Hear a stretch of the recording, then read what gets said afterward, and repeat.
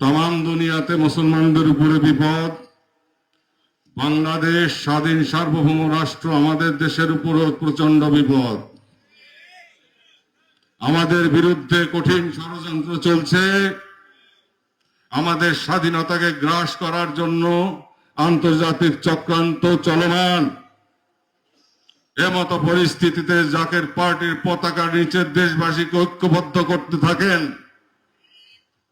যদি ভবিষ্যতে আক্রমণ আসে তাহলে দেশের সশস্ত্র বাহিনীর সাথে কাঁধে কাঁধ মিলে আমরা যেন মোকাবেলা করতে পারি এবং আমাদের স্বাধীন সার্বভৌম রাষ্ট্রকে রক্ষা করতে পারি, সেই প্রস্তুতি এখন থেকে আপনারা গ্রহণ করতে শুরু করেন। কে ক্ষমতায় গেল আর কে ক্ষমতার থেকে পড়ে গেল এটা এখন মুখ্য বিষয় নয়। মুখ্য বিষয় হচ্ছে আমাদের ঘরকে, আমাদের বাড়িকে রক্ষা করা, আমাদের দেশকে বাঁচানো।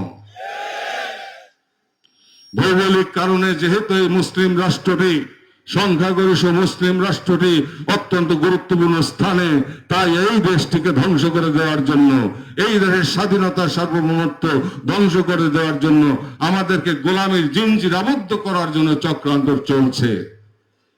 আমি সুস্পষ্ট ভাষায় বলতে চাই যে ৭১-এ যে বিপদ এসেছিল তার চাইতে ভয়াবহ বিপদে যদি আসে, আমরা ঐক্যবদ্ধভাবে জাকের পার্টির মাধ্যমে বুকের রক্ত ঢেলে দিয়ে হলেও এ দেশকে, আমার বাবার দেশকে রক্ষা করবো ইনশাআল্লাহ।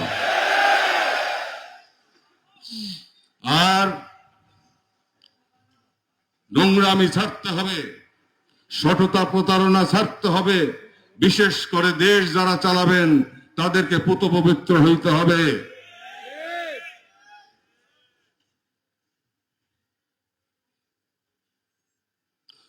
তাদেরকে পুত পবিত্র হইতে হবে।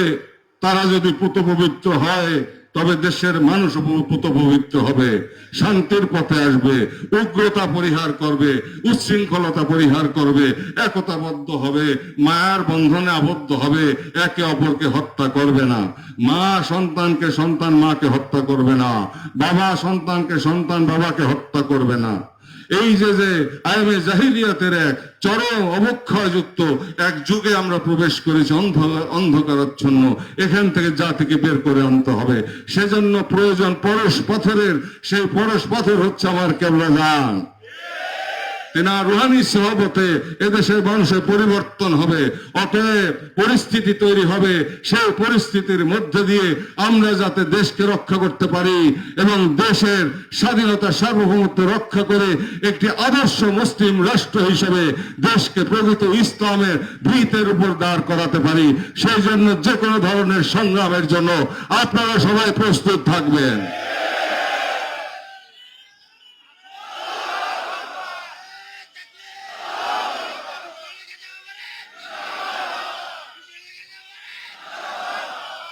আপনারা আমাকে ভালোবাসেন, আমি আপনাদেরকে প্রাণাধিক ভালোবাসি।